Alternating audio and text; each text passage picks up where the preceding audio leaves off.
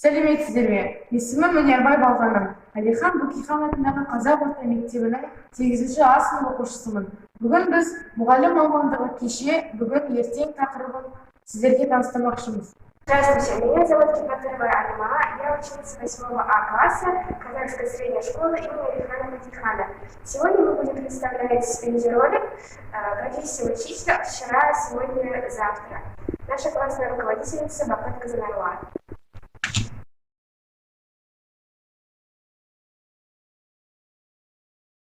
Не себепті осы тақырыпты таңдадық? Жас ұрпақты білім дәріме сусындатар, бала жанының бағбаны аялы ұстаздар емес пе? Учитель – это неиссякаемое сокровище ума и учебной среды. Видео сөздердің мақсатымыз ұстаз мамандығының өздерін арттырып, түлектерді ұстаз мамандығын таңдауға үгіттеу. А также превысить престиж учителя, стимулировать выпускников к выбору профессии учителя.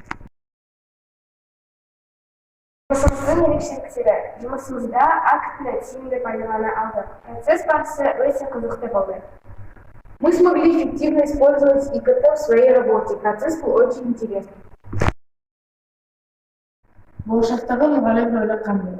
Болашақта ұстаздар қай-текті пайдаланып, тау пайдаланудай тереңде жатқан кеңді ашып, білім жемісінің дәмін тарттыратын күш иесі боламыз. В будущем преподаватели смогут использовать хай-тек, чтобы открыть самую глубокую руду и вкусить плоды знаний.